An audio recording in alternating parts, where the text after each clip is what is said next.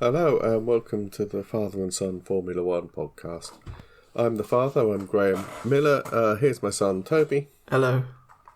I will apologise in advance. Toby has some building work downstairs and I've got Toby's younger brother sat next to me playing games, so there might be a bit of sounds off, as it were. Yeah. Anyway, yes, today we're going to be talking about you just said actually, didn't you? It's the USA Grand Prix. It's actually the Formula One MSC Cruises United States Grand Prix. Obviously, that's what I meant.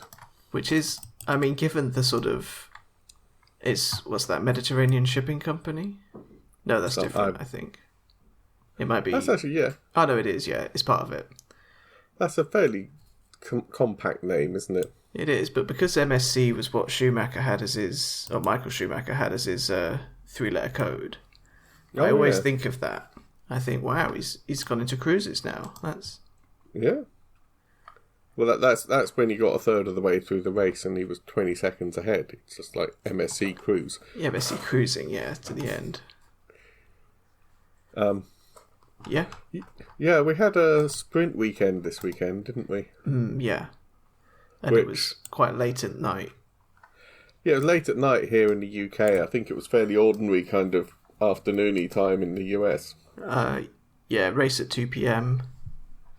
Sprint at like midday in the US. Here in the UK it was 10:30 for the sprint qualifying.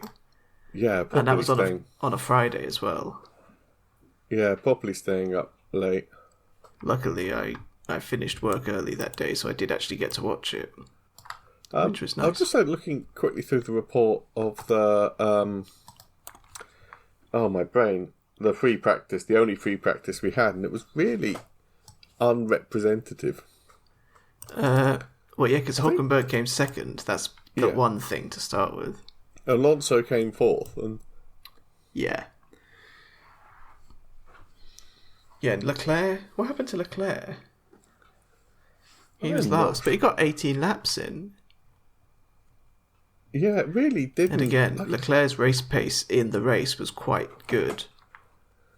So maybe they were just doing pure race pace. And then they developed an issue or something, because it was still fewer laps than most people. But he was still behind Sainz. It's weird. The whole thing was... I mean, the thing is, with one hour-long practice session, I think you can have to accept that everybody's going to be running different setups and different programs. Because sometimes you'd be checking... And also, like, the sprint is a third the distance of an actual race, and you've got two qualifying, so it's really kind of... With only an hour of programme, I think different team bosses decided they were going to aim and test different things. Yeah. I mean, you can kind of see McLaren have gone quali mode. Yeah. I'd say Kick Sauber did as well, because Bortoletto was 12th. Yeah. Single lap pace. The Haas as well, because they were 10th and 11th. But you see, we're used to things being really close, and Hulk was a quarter of a second behind Norris, and Piastri was really close to Hulkenberg, actually. Yeah. But you'd expect someone 2/10 off Norris to be like P7. Yeah, and then Alonso was another 10th back from there, so... Yeah, and then there's the Williams 6/10 off in 6th. Yeah. Yeah, it was a weird practice session. I don't think I watched it, so I don't know if anything kind of specific happened. I don't recall anything happening, to be honest. Just scrolling through to see if I can see... Oh, Leclerc said his car smelled of oil. Oh, the track evolved a lot. The race engineer for Hadjar said that Bottas was on track, which confused everybody. Yeah, I did see that. I had a red flag because Stroll dragged gravel onto the track. That's a pretty minor red flag, really, isn't it? At one point, Hamilton was topping the timesheets. Yeah? I think, given what we saw this weekend as well, I think he's actually a lot more comfortable in the Ferrari than he has been. Overall, over the weekend, he was really happy. Yeah, given that he's had some some bad luck in the past. And I know that everybody's saying, oh my God, I can't even remember, is it 17 races without a podium now? Well, if we count this race, spoilers, it's 19. Yeah. And I think that is the record for Ferrari. But there again, he got it up into fourth again, spoilers, but yeah, it's definitely going in the right direction. And also, he did say at the start of the year he was going to have this year as basically a write-off, didn't he? Yeah. So he's experimenting, he's settling into the team. I mean, it's his first season in like nearly 20 where he's been running non-Mercedes engines. Yeah, and the different braking and everything. Because as much as... Actually, a team in a different country. Yeah. Although he does live in Monaco, as most of them do. Yeah. But still, yeah. I mean, also with McLaren, they were McLaren Mercedes back then. They are now again. But it was quite a close relationship, wasn't it? In the noughties when Hamilton was racing for them. And I mean, imagine how you'd feel if you suddenly went to work at an office that wasn't in the UK but was in Italy. Yeah. I mean, that's a big adjustment. I mean, yeah, changing jobs in general is pretty it's a big thing, isn't it? Oh, both Sainz and Leclerc had their running curtailed by car issues. Yeah, that's what Sainz's gearbox. Yeah. Yeah. Hamilton got it up into the top 10, so yeah, let's just skip over free practice. It didn't really... Well, there were no rookies as well. That's always the sort of thing to look out for with free practice. I don't think they'd put rookies out when... Not in a sprint weekend, you're right. No. Apparently, next week in Mexico, it's going to be like 7 rookies or something. I think I saw 9, potentially. Yeah, it's the first time that Hamilton's giving up his car, which he has to do legally. But also, he wanted as much time to bed in. Yeah. Well, yeah, I guess we'll talk about that when we get to the next weekend part. But I think the only driver, or the only team who's not giving it up is like Piastri. Well, I think Piastri will be the only one who's got to fulfill it yet. So he might have to give it up in Abu Dhabi, I think people were saying. Oh, okay. Because Brazil and Qatar are sprint weekends. Yeah. And then it's just Vegas and Abu Dhabi. And I think McLaren aren't very good at Vegas. So for the drivers, it'll have to be Abu Dhabi for him to give it up. I think they have to do 2, don't they? But I think he's done 1 already, so... Yeah, did he give it up for Alex Dunn in Britain? Because he's British. Yeah, I think so. Anyway. Sprint qualifying. Yep. Again... Oh, there was a lot of traffic problems, wasn't there? Yeah, Tsunoda got out in SQ1 because you saw the onboard, and I've seen the M25 emptier than that. Yeah. I mean, he was just weaving through the cars and trying to get to the line in time. It was almost Was it that just even to start a lap, not ending a lap? Yeah. And I think Bortoletto didn't get a time on the board because of that. Yeah, I think he had 1 lap time deleted. Yeah, for track limits, probably. Yeah, well, definitely. And then, like you say, they were all... I mean, it's kind of... In a way, all the commentators are going, oh, it's a big failure of the system, but everybody knows. It happens every race. You have to get out and get a strong banker lap in early. Yes. I remember the first time it happened was Italy 19. That was when it was like they were crawling along on the outlap, all 10 of them for Q3. Yeah. And actually, Sainz, I think, crossed the line and started a lap. He was with McLaren at the time. But Leclerc just took pole because he'd had pole earlier. Yeah. So that's kind of what you were saying. It's like, you've got to get a banker lap out. And also, so you're saying that, like, Tsunoda and Bortoletto, because they didn't put it together earlier, that's why they were out, not because of the traffic. Yeah, I mean, it is what it is, you know, and, you know, it happens every race. It's not like, oh my god, it's a surprise. It's a qualifying 1 and everybody's out on track. And sprint quali's shorter as well. Maybe that's why. There was less time. There was less of an empty part of the track for them to get out onto. Yeah. But also, they're Formula 1 teams. They know the track's going to be faster in the dying stages of the session. Yep. They don't want to waste a set of tyres if the banker lap only gets them 17th. but their good lap will get them 12th. So they're kind of pushing the limits of like, how late can we leave it? How much advantage can we get? And sometimes it just doesn't work. Yeah. See, it was so Bortoletto. The other people who went out in SQ1 were Behrman, Colapinto, Ocon. Yeah. I mean, obviously Haas were just not loving the track. Yeah, but other than that, it's pretty standard. Maybe, I think actually Tsunoda had quite good performance in the rest of the weekend and last weekend, to be fair. He's definitely moving up a bit, isn't he?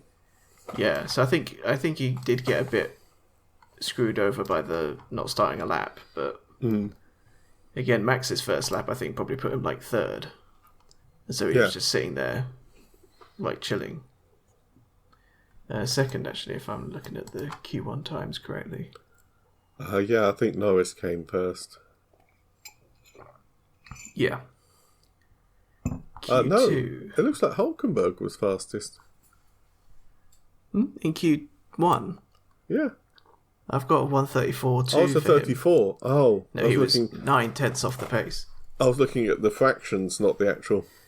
Yeah, even then, it's a 236 against Norris's 224. Yeah. But still. Yeah. Yeah. And again, I don't think SQ2 was particularly surprising. Antonelli missed the cut, didn't he? Oh, I remember SQ2. It was really terrifying for the Ferraris and the Mercedes. Oh, yeah, the Ferraris were like... What were they, like 10th and 11th? And then they pushed... One of them got pushed out, and then Leclerc was on 10th. And then he kind of just, like, snuck through by the skin of his teeth. Yeah. Actually, Hamilton... Oh my god, Hamilton's Q2 time was a 34.01.2. And then Antonelli's was a 34.018. So 6,000th out of... Yeah. Yeah. That was a bit of a nail-biter. But also, looking at the time gained, Hamilton gained 0.2 into Q2, which was not really enough because it was quite on the edge. Yeah. Then he gained a full second from Q2 into Q3. Yeah. Which is actually where his weakness has been in qualifying. Yeah, we've always kind of said that the Ferraris stay. But look at Leclerc. He gained a second Q1 to Q2. And then 0.8. I mean, that's epic. That's 1.8 seconds. It's a shame it was still only good enough for 10th in Q1. Because, I mean, his Q1 time in Q3 would have been like actually nearly 3 seconds off the pace. 2.3. Yeah. Oh god, 34.9. Oh, Yeah. That's incredible, actually, isn't it? I could do faster than that.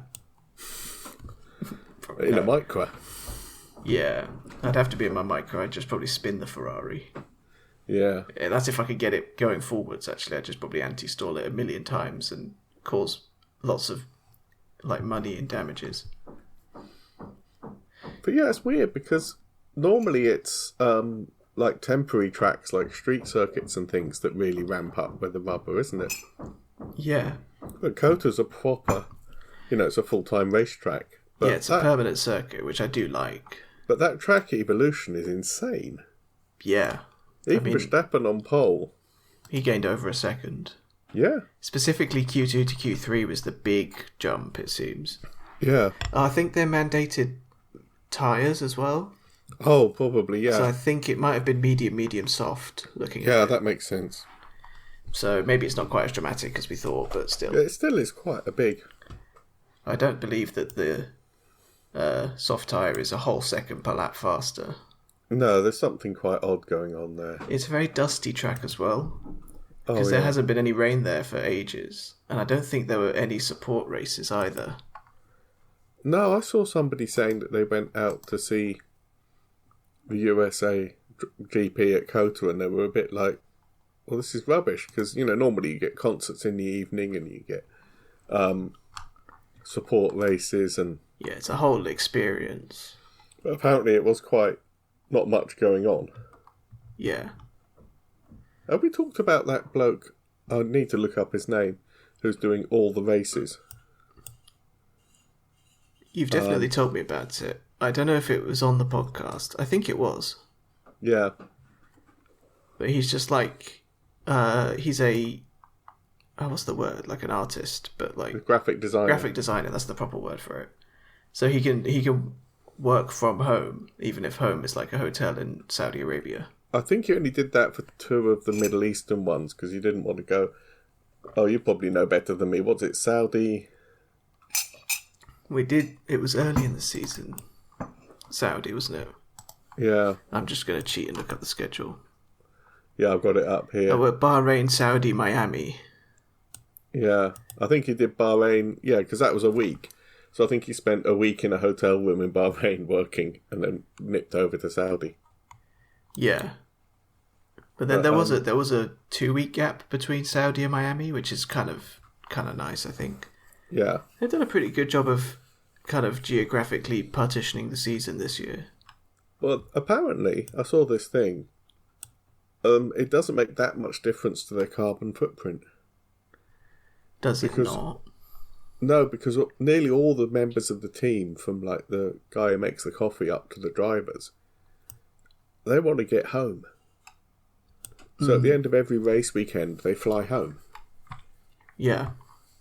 And spend a few days at home, and then they fly back out to the next one. So even when it's like Austin, like Texas to Mexico, they won't just fly straight from Texas down to Mexico for like a couple of 100 miles. They'll much more likely go home. Yeah, and then fly out to Mexico from, well, wherever home is for them, if it's Italy, if they're Ferrari, or... Yeah. Yeah, I mean, unless it's their home race. Yeah. Because, like, surely Hamilton at the British Grand Prix, he's just going to, like, see his parents and stuff. Yeah, back to Stevenage and stuff. Yeah. Hang around the McDonald's and what have you. That would be quite funny. Can you imagine just trying to be a lout at the Stevenage McDonald's and Lewis Hamilton walks in? Yes. Although, wait, no, he's, like, plant-based, isn't he? Oh, yeah. He'd have to get the impossible one if they do that at McDonald's. Yeah. But I think I have seen sometimes they go on like mini holidays, drivers. So like here, it's like US straight to Mexico, wrap up on Sunday evening. They've got to be in Mexico for Thursday for media. Yeah. So they might spend Monday, Tuesday, Wednesday in like San Diego or something, or like California. Oh yeah, probably. Because like, you know, you go on Instagram and you see like 3 or 4 different drivers doing like surfing or wakeboarding or something else ridiculous. Because they're just adrenaline junkies with lots of money. But yeah, probably the ones with kids go back. Yeah. I imagine Max probably does. Nowadays. Oh yeah, Daddy Max. Make sure she's putting in a karting practice. We got to talk about the sprint. Yeah, the sprint. The first corner. Yes. So Which basically, if people haven't seen it, you had Verstappen in pole, then Norris, and then Piastri. And obviously Piastri is desperate to make up places. So I'll just give a really brief... Piastri tries to go around the outside of Norris. Yeah. Realises Norris is drifting wide and he's running out of track, so he cuts back to the inside. In doing so, he clips Hulkenberg's front wing. He then... He goes airborne. I think he goes airborne. And then drives into the side of Norris. Well, he kind of just gets put... Like, he's not in control of the car at that point. Yeah. He just thumps into the side of Norris. Or into the back of him. Yeah, Norris spins round. Piastri continues for less than half a lap before realising his front suspension is broken. Piastri probably thinking, oh, I can get 8 points on him here. Yeah. And they're thinking, oh, no, I can't actually. And then both McLarens... and Alonso, DNF. DNF'd, yep. Which is also kind of classic bad luck for Alonso, isn't it? Well, yeah, he said he did make some fairly sarcastic comments over the radio. Yeah. It's also really kind of telling that the minute they get the constructors wrapped up, and literally the next time they're competitively on the same bit of track together, they hit each other. I think in this particular case, as you know, people who've actually been in F1 races, like Martin Brundle and Jolyon Palmer said, it was actually just a racing incident. Oh, yeah. It was the sort of thing that would have happened with, like, 3 other drivers into Turn 1, because it's the way Turn 1 is designed. Yeah, Turn 1 in Austin is very wide. And weird, it does like, pinch. uphill, yeah. It's uphill and it pinches down, and there's 2 decent ways to get across, down the corner. I'm just watching a 29-second video of it. You can kind of sail up around the outside, or you can cut back. But I think the consensus was that Piastri should have known there would be somebody on the inside. So he was he was taking a bit of a risk. But actually, having watched it again and read some comments, I'm going to watch it again. Yeah, it's only like a 29-second video. What happened was Piastri had the outside on Norris. Yeah. And he was aiming to go into turn 2 up the inside.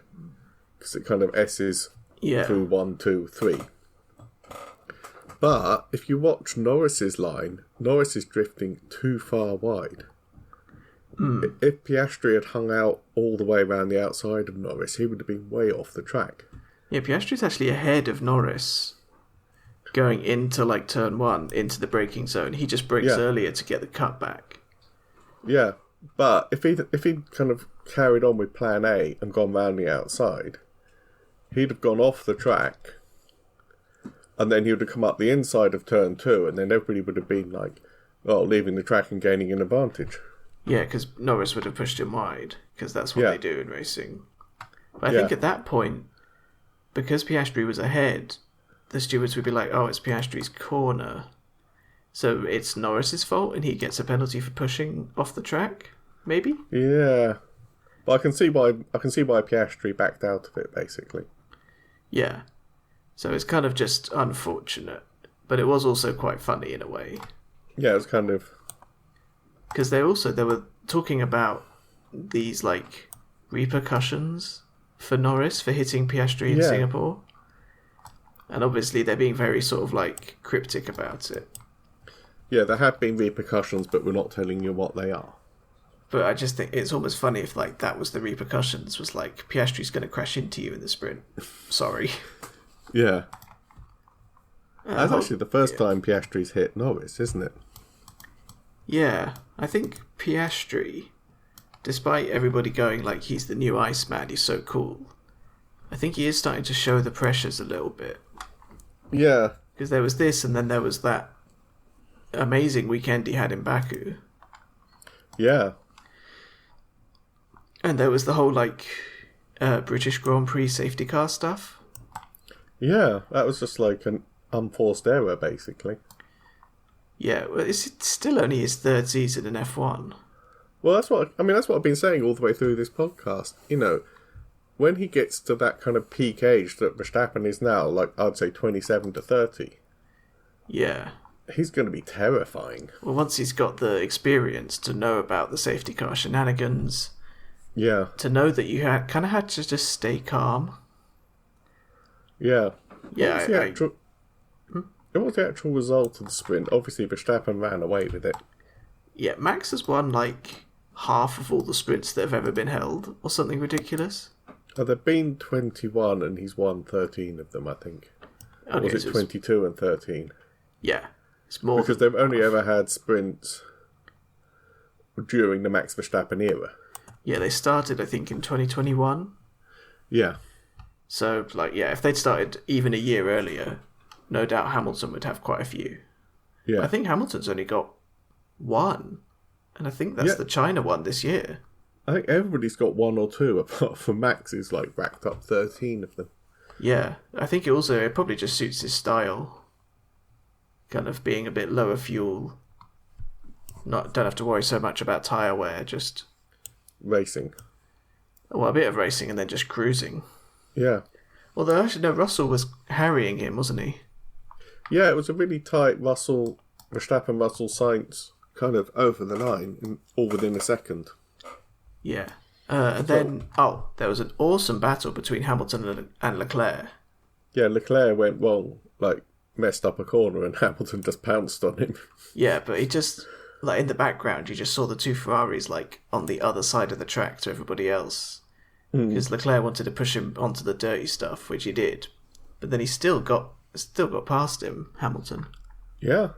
I mean, it's kind of like just nice to see that Hamilton still actually has the killer racing instinct in him. Yeah. Oh my god. I've seen the onboard from Tsunoda in the start. Because Tsunoda started really far down. He went out in SQ1. Yeah. But he came up. And what happened is, in corner 1, there was that spin. And most of the field went out wide and went off the runoff area to the right of turn 1. Yeah. To the outside. And Tsunoda came up and there was just an open red carpet up the inside. And he just went, oh, mine. And then also he gets almost to take advantage of, like, the leaving the track thing. Yeah. Because if he stays on the track and overtakes everybody who goes off, he's in the right, basically. Oh, yeah. He's not leaving the track and gaining an advantage. He's staying on the track and gaining an advantage. Yeah, which means the runoff area is working how it should be. Yeah. And they are absolutely huge at Kota. But that's the thing. He made up like 11 places or something. Yeah, he was started 18th and finished 7th. Yeah. Which but is if you see that, when we're not doing a podcast, you have a look at the onboard from Tsunoda. It's hilarious because he just comes up to the accident. Obviously, being back in 18th, he was way off, getting tangled up in it. And just most people have chosen to go wide to get around it. And he's just like, yeah, inside line, boom. Yeah. But, he's deserved some good luck, I think. Yeah. I'm trying to find his onboard. It is hilarious to watch. Antonelli came in 8th. Now, there is one battle that we're really fascinated to be watching. After this weekend, again, spoilers, you have Mercedes 2nd in the Constructors, and Max Verstappen 4th. I would say Red Bull, but I mean, the thing is, they're so far ahead of Williams. Yeah. If Tsunoda's contribution was gone, they'd still be 4th. But the difference between Mercedes in 2nd and Red Bull in 4th, including Ferrari in the middle, is 10 points. Is that after this race? After this race, after this weekend. I've got... My maths is wrong again somehow. Well, I think someone get someone got a penalty in the sprint, didn't they? Yeah, Behrman got a 10-second penalty. So I think he originally finished quite high, Behrman, in the sprint. Yeah. In fact, I could probably tell you because I don't think I changed it. Yeah, he finished 8th, but he crossed the line 8th and then finished 13th. So I think I've got all my stuff a little bit wrong. Yeah. So on the BBC site, Mercedes have got 341. Ferrari have got 334 and Red Bull have got 331. I've got Red Bull with 3 extra points. That's the whole Lawson-Tsunoda thing, isn't it? I thought I'd fixed that. Because Lawson didn't actually score any points for Red Bull, so you could just ignore him. Yeah.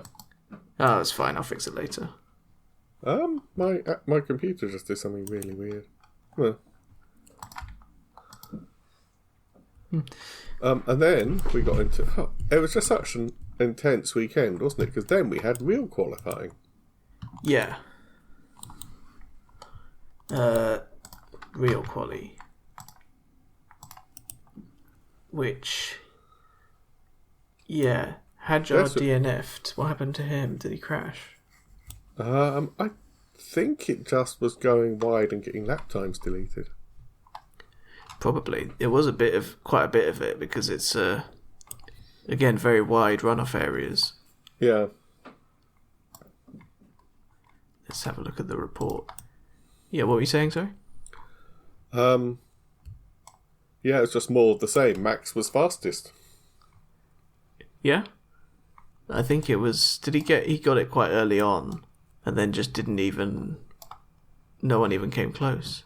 Oh yeah, because he missed the checkered flag in Q3. Max had already got a banker lap in, and then he was like 2 or 3 seconds the wrong side of the line when the checkered flag came out. But even then, he still got pole, and I thought he'd be annoyed on the radio But then on the radio, they were like, yeah, you're on pole. And he was like, oh, cool. Yeah. Sonoda did crash. Hadjar brings out red flags as well. Yeah, Hadjar. Sorry, not Sonoda. I saw Racing Bulls. Oh, yeah, that's a really heavy crash, actually. Yeah, it was quite a thump.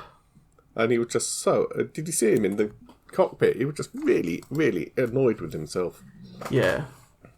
Just kind of raging in the cockpit. Well, yeah, because... Because he knows that can, get him onto a podium if he's lucky.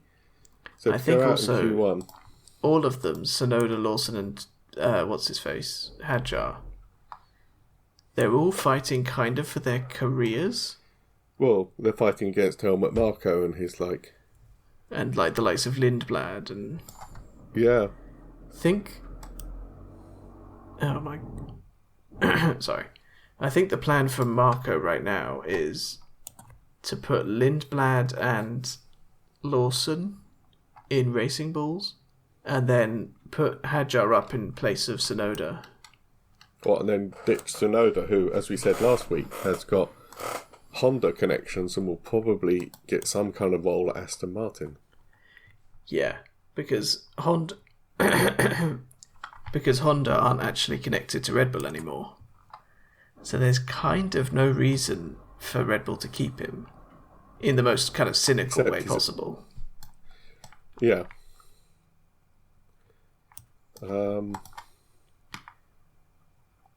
Just skim reading through the qualifying, and basically Verstappen was just another level. As he has been quite often this season. Yeah. And now it's getting to that point where people are going, could he actually mount a championship offensive at this point? See, I've been trying to figure out what's been going on, because on the one hand it looks like Piastri's just got his head down, and he says he hasn't. He said his head's still up and he's still like, yeah, I can win this. He is still leading. So Yeah, but he hasn't actually beaten either Norris or Verstappen in a race or a sprint since Zandvoort. Yeah. That is, you're right. But it might just be that Norris and Verstappen have just gone, it's here for the taking. Let's just really up our game and improve. Well, the last podium that Piastri had was Italy. Yeah. Where he came third. Behind Norris. And Verstappen. Yeah, but he came third, not second, because they made him swap. Yeah. So I think that could have affected his mentality. Yeah. But obviously I think he's not going to say that. No. I've seen debates where they're saying, should McLaren pick a number one driver and just, have team orders? But the brutal truth is it won't make a difference unless Norris and Piastri are on the same piece of racetrack within a second or two, so they can be ordered to swap. It won't make a difference. Yeah. If you've got Norris, like in this race, was in second and Piastri's down in fourth. Or fifth even. Yeah. Like, Norris is mostly dealing with Leclerc, who's sort of getting in his way. And Piastri's sort of vainly chasing Hamilton. Yeah, team orders don't really make a difference. Right, so in qualifying, let's just quickly rattle off qualifying because the race was fascinating. Yeah. Verstappen on pole, even though he didn't do enough laps. Yeah, he did. He only did 14 laps, yeah. Which actually is about as many as people in Q2 did. Yeah. Wow. Then Norris, and then Leclerc, showing that actually the Ferraris are coming back.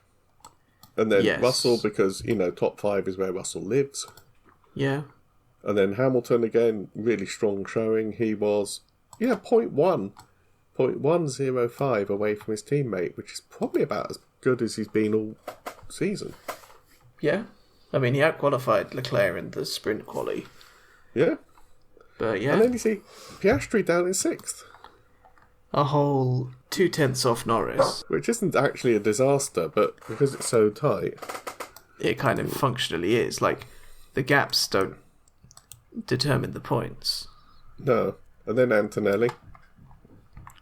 Yeah, Then Behrman kind of recovered after the sprint.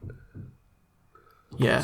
Sainz and Alonso. Next year they're going to drop 6 from each stage of qualifying, so they still get down to 10 at the end, by the way. Yeah, they have done that with... There have been 11 teams on the grid before. Have there been 11 teams on the grid with the Q1, 2, 3 system? Yeah, that started in 2006. Oh my god. Yeah, it's age. Like, Hamilton even... I was about to say there's no drivers on the grid who'd not raced with it, but then I forgot Alonso, who's been racing since 1974. Yes. Approximately. Yeah. But, yeah, because there used to be, like, Manor and, like, HRT and Virgin. So there is precedent for it. Now I heard a really interesting theory about the race. Yeah. Because what happened is, obviously, Verstappen stayed in the lead. I think he led every lap, actually. Yeah, which, I mean, he owes a crate of champagne to Charles Leclerc, let's be honest. Yeah, because Charles was not ever going to catch up to him. Because Leclerc got round the outside of Norris. Yes. Pretty much on the first corner. Because, unlike everybody else in the top 15, Leclerc started on softs. Yeah. But also, now let's see if I can remember this whole sequence. Yes. In sprint qualifying 3, Red Bull got their timing absolutely right. Yeah. And sent Verstappen out last. And therefore he qualified on pole. Because it really was quite close between... I'm just looking at the results. It was really close between Verstappen and Norris. Yeah. It was like less than a tenth. Yeah. Now, because that happened, in a way, that kind of led on to the crash in sprint. Because it meant he was on basically the same bit of racetrack as Piastri. Yeah. If he'd been on pole, he would have had Verstappen in the way. But that crash happened largely because Norris chose to go wide. Yeah. So when it came round to the actual race, and I think this is actually entirely valid, Norris then decided to tuck in really tight into turn 1, like properly apex it. And go up the inside. But that then left the outside open for Leclerc on the softs to just brake later, carry more speed and go literally around the outside to the extent where when turn 2 came up, he was up the inside and could just keep his foot in and go past. Yeah. And then that meant that Leclerc was basically the cork in a very long DRS train. Yeah. Because it took Norris something like 20-odd laps to get past Leclerc, by which point Verstappen had built an 11, 12-second lead easily. Yeah. It was about that. And then I think there was some pit stop stuff. Yeah. Because did Leclerc under or overcut Norris? I think he pitted first. Yeah, because he was on the softs. Yeah. But he waited ages and then pitted onto the mediums. Both of which were the sort of correct tyre. Yeah. Because the hards were terrible, because they actually had a gap between the medium and the hard compound. Yeah. It was like, I think it was C4, C3, C1. Yeah. So that meant that all the medium runners had to switch onto the softs at the end. So they were all trying to go as deep as possible. I know George Russell complained at the end of the race that it was a really boring race because there was such low degradation. It was almost impossible to end up with a tyre offset to the people around you, so overtaking was almost impossible. Yeah. That does seem to be the case. It seems like that's almost how Formula One is nowadays. Yeah, well, luckily we've got a whole regulation change, so... Yeah, I think they should bring in more tyre manufacturers. Yeah. Like, get Goodyear back. Or Bridgestone. Imagine if they have like Bridgestone, Michelin and Pirelli all on the same grid. Yeah, it would make it very complicated. It would just be another thing to talk about. Yeah. Because, like, you remember back when they did... There was, like, in-washing versus out-washing. Yeah. And it was like, these teams are in-washing, these teams are out-washing. It'd just be like that. It'd just be like, oh, these teams are Pirelli, so they'd be good on this track. These teams are Bridgestone, so they'd be good on this track. Yeah. Or like, oh, they're Bridgestone, they'll be able to do a one-stop, but the Pirellis will be way faster, but they're forced into a two-stop. Yeah, and then you add refueling, and it's like, God knows. I think it was 80%, 90% perfect weekend for Max Verstappen. Yeah. He didn't get the fastest lap during the race. No, I think that was it. But that would have given him a Grand Slam. That would have given him a double Grand Slam on a sprint weekend. Yeah. It was almost perfect. He got sprint pole, he got sprint win, he got race pole, he got race win, he led every lap of the sprint, he led every lap of the race.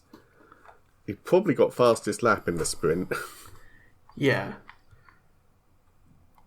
It's a bit like 2007 almost. Yeah. Where he's suddenly closing up. Yeah. And the two McLarens are, they're crashing into each other. Literally tripping over each other. And it was only a sprint, so they only lost 6-7 points. But that's kind of looking like how the margins might end up being. Yeah. Like Verstappen is only 40 points off the lead now. It is looking a bit nerve-wracking, isn't it?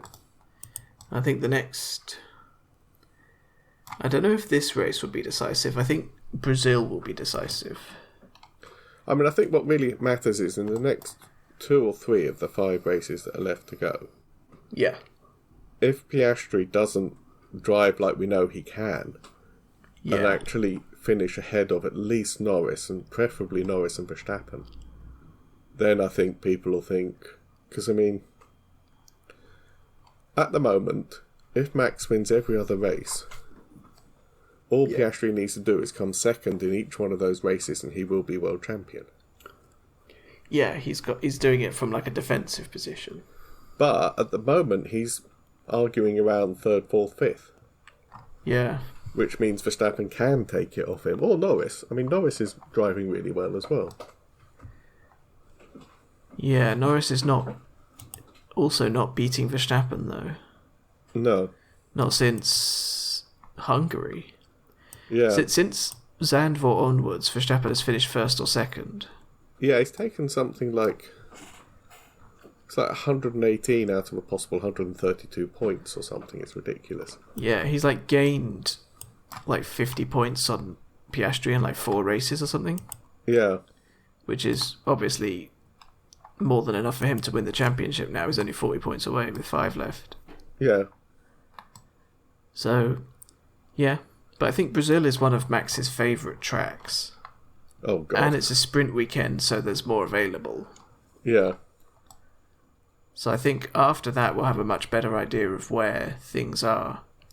I think if they can beat Max there, like if Piastri wins and Verstappen's 3rd, then you're suddenly looking a lot more comfortable. Yeah, I think we're really just waiting for Piastri to wake up, or has he actually just given up? I don't think he's given up. I don't think any of them will ever give up. No, but... I see what you mean, though. Is it like his head's just not in it? Whereas Verstappen is kind of an expert at, like, rigging the car's neck, not just in a race, but across a whole season. Apparently, what makes a lot of the difference is very much like with Ferrari. Let me see if I can get this right. You know the plank underneath the car? Yes. And it's held on with titanium bolts or stainless, depending on how much dry grass there is around, because the sparks can set fire to it. Yeah. And the FIA measure how much that, not just that plank has worn down, but how much I think the heads of the bolts have worn down as well. Yeah. Apparently what Red Bull have managed to do, because most of the grip is on the rear, and most of the aero load is squishing the rear down, they've somehow managed to shift the wear on that plank forward a bit, so the nose of the plank is taking some of the damage, which is taking the stress off the rear of it. Huh. Which then means they can run the plank a little bit lower, and obviously in this ground effect here, where the lower you can get your car to sit, the better. More downforce, yeah.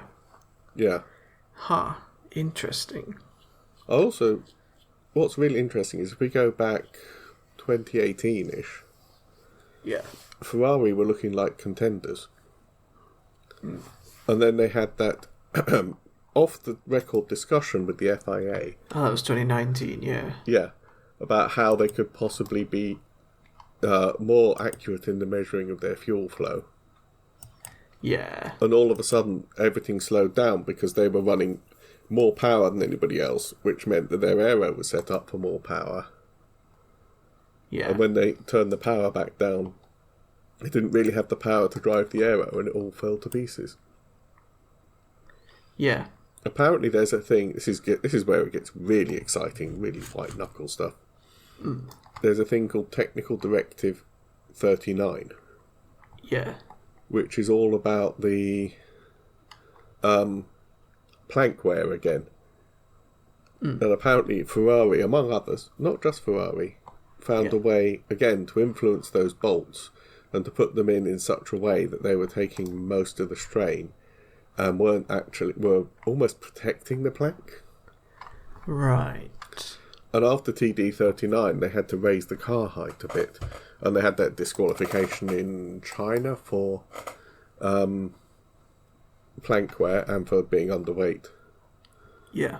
And after that, they raised the car height, which then, of course, stopped the ground effect from working so efficiently. And it's only really just now they've kind of got on top of it. Yeah. But, I mean, in a way, it's weird because this conversation is going to be utterly irrelevant in 6 races' time. Yeah. In Australia 26. Yeah. But then, for Ferrari, it could be the difference between 4th in the constructors, which is like however many millions, and 2nd, Yeah. which is probably at least tens of millions of dollars Oh, yeah. to the team. And also, it's like, it's people... I know that Elkan keeps saying, oh, yeah, we love Fred Vasseur, we love Hamilton. But, if they came in 4th or 3rd versus coming in 2nd, it would give a lot of people a lot of job security. Yeah. And probably actually unlock personal bonuses, but much more, they would be like, oh, yeah, I've done what I set out to do. I've got them back up to 2nd. One more step, and then we'll win a championship. Yeah, they were 2nd last year as well, Ferrari. Yeah. So, yeah, it is still relevant.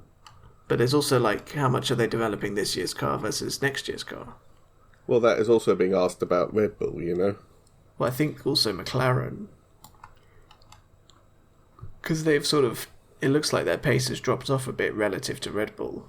I think it's more that they've plateaued and are looking at next year's car. Yeah, that's what... And stopped development, and Red Bull have carried on. Which, if you're a racing team, you don't leave a championship on the table. Yeah. Also, you said Ferrari's engine is going to be quite good next year? Or high risk? This is what worries me, They went high risk with the fuel flow and got caught out.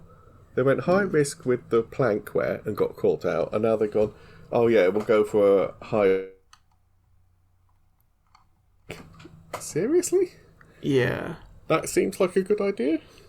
I mean, it's tricky because, if you're a racing team, you're not going to be conservative. You're not going to be like, we'll take the safe route. It is. We'll have to wait and see how it works out, I guess. Yeah. Yeah. Yeah, George Russell started 4th on the grid. Yeah, I think it isn't. Let me check the grid. Starting grid. Yeah. But what happened is Leclerc got past Norris and slotted in. Yes. Russell was sucked in behind Norris because they were 2nd and 4th. And then everybody went round the outside of him. And Leclerc actually just kind of stuffed the whole race for everybody but Verstappen. Yeah, and there was a point where he was almost backing Norris into Hamilton. Yeah. Where I was kind of just like really hoping Hamilton would send it up the inside. Because then it would have been like Ferrari 2 and 3. Yeah. And he would have got his podium. But not quite. No. Fair play to Norris, he did actually make the moves when he needed to. Oh yeah, and I mean I think, as much as Piastri seems to have not quite got what it takes at the moment, it does seem that Norris has just gone, there's a championship here for the taking. Yeah, he's woken up a bit in the last couple of races, Norris. And he's gone, if I just actually do my absolute best, I might be world champion. Yeah? I mean, realistically, it's him or Max or Oscar now. Well, mathematically. Oh, it could still be Russell mathematically. If the other three decide to retire for 5 races, yeah.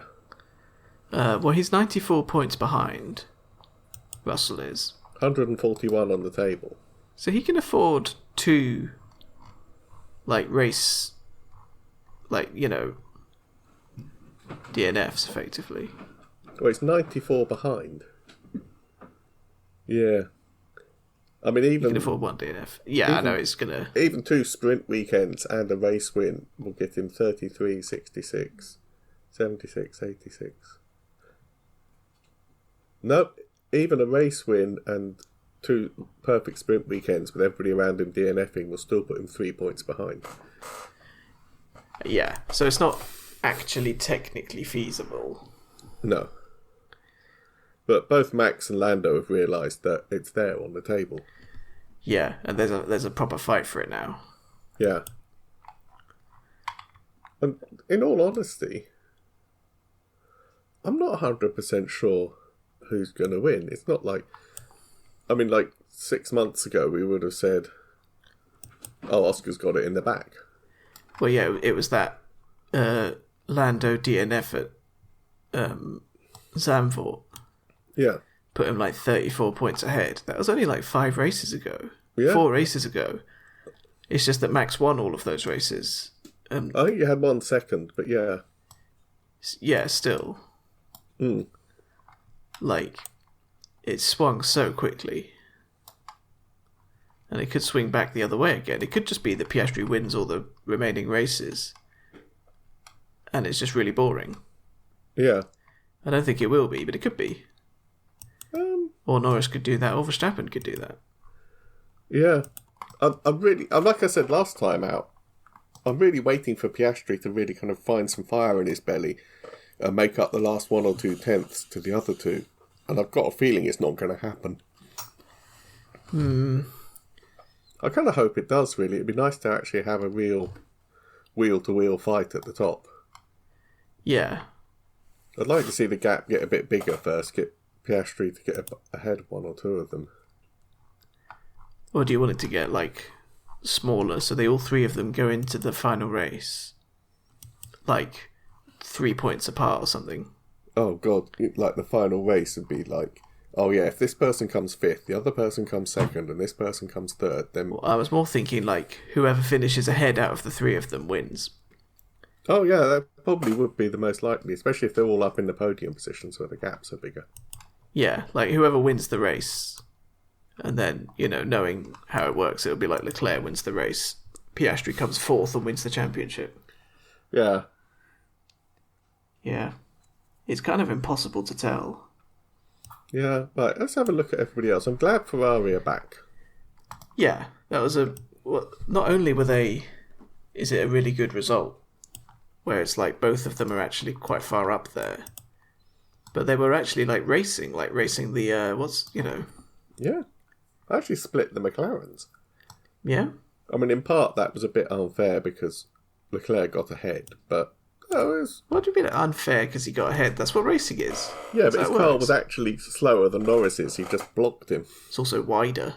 The widest Ferrari in America. And like I say, it did Verstappen a huge favour. Yeah? Because Norris could probably have been challenging Verstappen a bit and pushing him. Yeah. But he had an 11-second gap when he overtook Leclerc. And at the end of the race, it was down to about 8 seconds.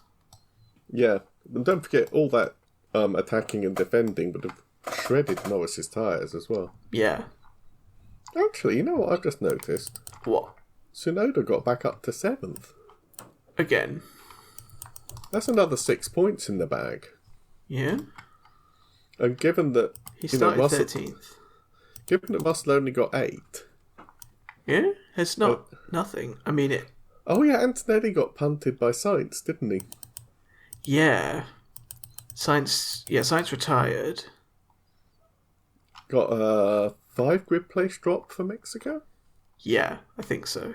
Yeah, he did, because that was a very late lunge up the inside that just was never going to stick. Yeah, Antonelli did keep going, but he was compromised. For once, both Red Bulls were ahead of both Racing Bulls. Wow. But both Racing Bulls out of the points. Well, actually, Tsunoda was in the top 7. Like, Antonelli was the outlier, because it's the 4 teams, top 8. Tsunoda was in there. I mean, if you look at the times, he was closer to Hulkenberg than he was to Russell. But still... It's steps in the right direction, definitely. I think that might actually be Tsunoda's best weekend in a Red Bull, I would say. Including the sprint as well, where, like you say, he just kind of waltzed up into the points. Yeah, I mean, I think he had 7th, which... It's not brilliant for a top team, but on the other hand, compared to... It's better than it has been, yeah. Yeah, it's, going in the right direction. Certainly it'll give Helmut something to think about. Yeah, well, he's driving for his seat now. Tsunoda definitely is, because of Hadjar. And he's doing a really good job. And also Hadjar seems to have tailed off a bit. Well, I think now Hadjar's performing as you'd expect a rookie to in his first year, right? Yeah, because... In a lower order team.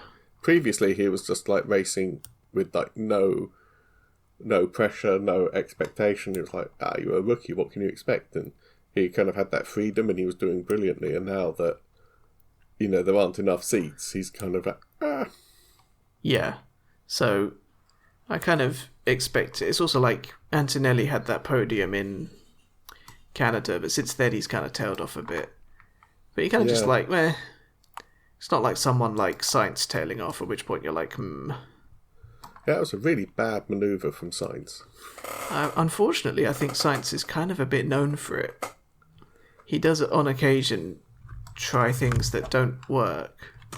Yeah. He gets a bit ambitious. Alpine had another forgettable weekend. Well, except that Colapinto did a Sebastian Vettel. Yeah.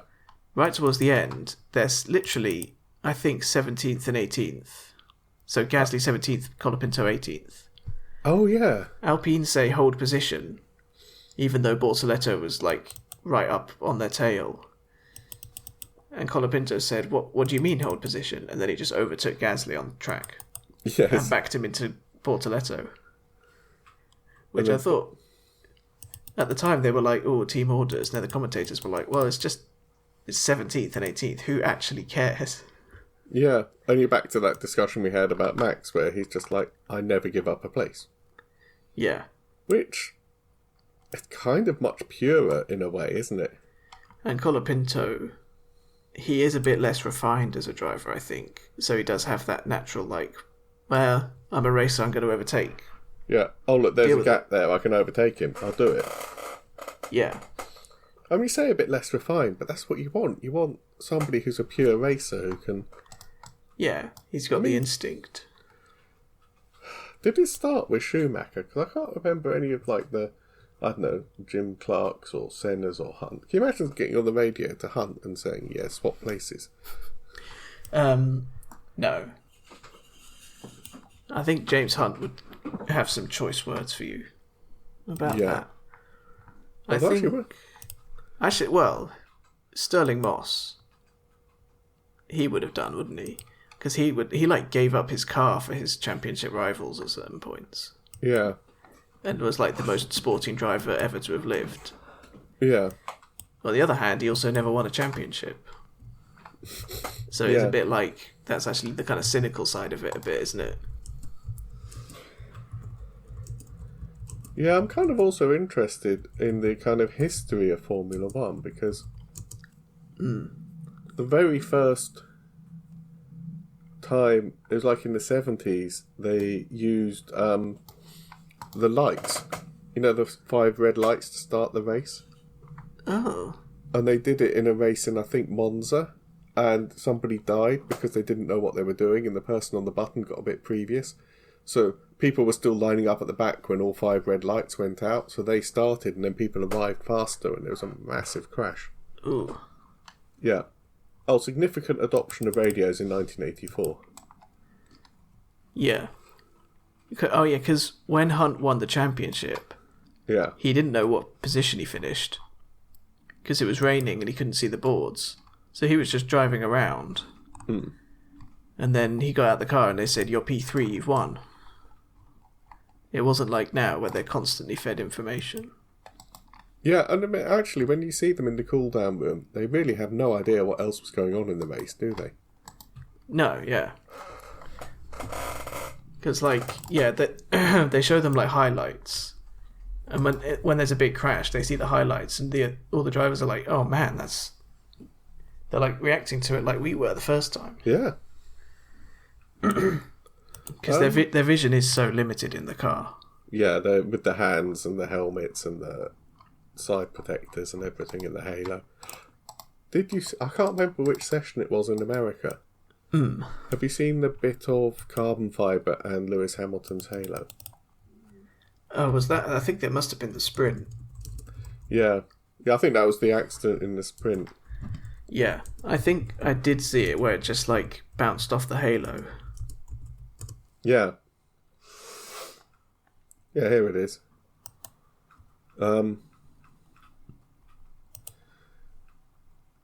Yeah, and that would have been another... Was it Barrichello who got a spring in the head? Or was it Massa? Massa. Yeah, and that kind of messed him up forever, really. Or like Helmut Marko. Yeah. So I think... Yeah, it was in the sprint. I don't know if the carbon fibre would have pierced the helmet. I think they're probably a lot tougher now, the helmets. Well, you say but that. Still, it's never good. People who work with carbon fibre say, yeah, that's basically like a sword blade. Yeah. It will be sharp and it will be unyielding. Yeah, it's very brittle, but very hard. Yeah. Well, still, good that the halo's there. I don't think anyone's ever really debating it anymore. Well, no, because Max parked on top of Lewis's halo in 2021. Yeah. The actual car was resting on it. I mean, that would have been a whole different... The actual story of the halo is fascinating because it's a weird titanium alloy that they had to make ridiculously strong. Yeah, they tested it. I think they said it could support 3 double-decker buses. Yeah. Or something. But it's actually novel metal and stuff. It's really weird. Well, it's, Formula One making advances in other areas, which has always happened. Yeah. They invented flappy paddle gearboxes. Yeah. Which are now in most, high-end sports cars.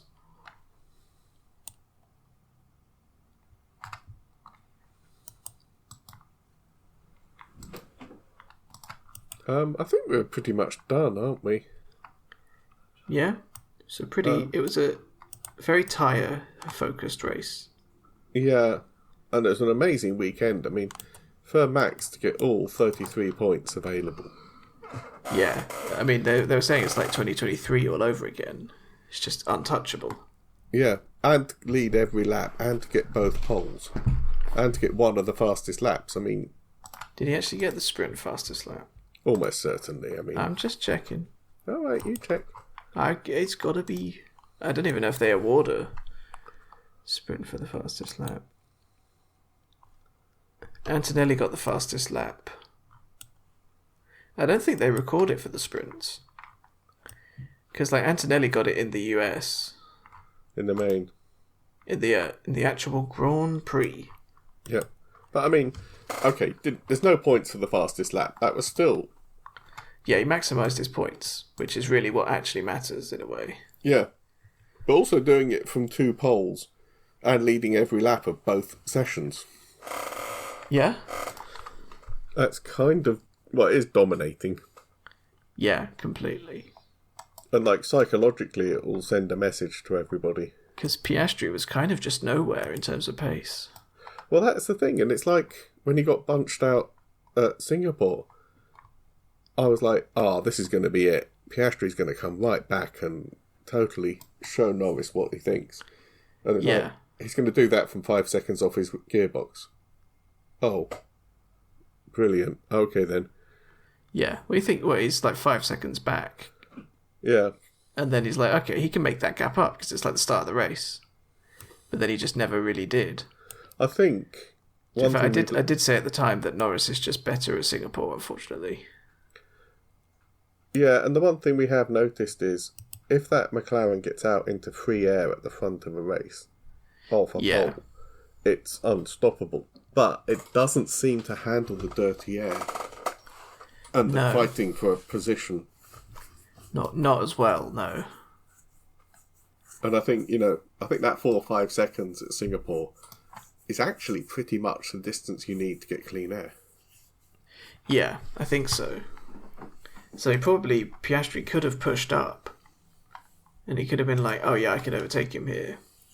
But then it's just like, well, he gets to within like 2 seconds and suddenly he's sliding around and his tyres are overheating and everything's and just... front end washes out and... So then he's like, well, is it worth it? Because I'm not going to catch him. I'm just going to wreck my tyres. Yeah. It's also, I think it's kind of a bit of an issue with the current regs being so close. Yeah. And all that stuff that we talked about.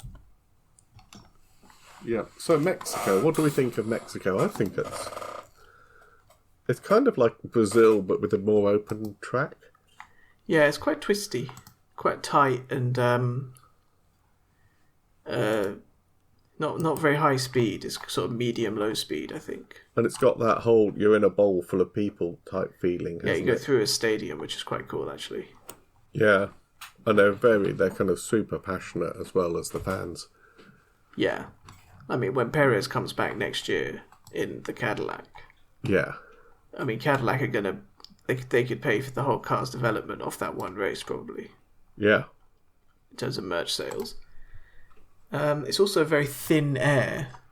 Yeah. It's the highest Grand Prix, I think, in the on the calendar, which means that the engines are less efficient and the downforce is less efficient. Yeah. Yeah. So I think it's kind of deceptively slow, actually. Yeah, it does really weird things to the aero and everything. Yeah. And also you have to change the engine modes and stuff. No, I'm looking forward to it. And I think it's very similar timings to America. And free practices up to midnight. Qualifying 10 till 11, race at 8. Kind of used to it by now. Yeah, I quite enjoyed the evening. Yeah. Because I feel like when you have it at 2 p.m, your whole day kind of has to be around it in a way. Or at least it does if you're me. Yeah. But when it's at like 8 p.m, you can have the day. And then, there's never anything to do in the evening, so you can watch the Formula 1. Sit down and watch a race. Yep. Okay then, so... Yeah, that was the US Grand Prix. A couple more weekends like that, and Max will be world champion. Yeah. Okay then, yeah, we will talk to you next time after Mexico. Mm-hmm. Thank you for listening. Yep. Oh, my new book came out. I sold lots. I'm very happy. Cool. Good. Sinister Inheritance, Graham H. Miller on Amazon. I still think that's a good title for a mystery book. Yeah, also I did the thing where I searched for it on Amazon and nobody else has got one called that, so... Yeah, I feel like I'd be too scared to do that, because I'd like the title, and then I'd find that someone else has it, and I'd be like, oh... Well, you can have 2 books with the same title. I did. Complete tangent here. But I saw a thing Brandon Sanderson said, where it's like, you can have the same title as something else, or the same name concept as something else, as long as it's not, like, confusing. Yeah. So if you're writing a gritty crime drama about a drug, and you had this stuff called Spice... Yeah. Then that's fine. But if you write a weird sci-fi story about a magical spice called Spice, suddenly everybody thinks of Dune. Yeah. So you've got to kind of consider the context. And I mean, to be honest, Shakespeare ripped off Pyramus and Thisbe for Romeo and Juliet, so, Yeah. Anyway, we're really off on a tangent. Yeah. Toby's got a YouTube channel called Official Tibby. Yep. And we will talk to you next time. Goodbye. Yep, bye.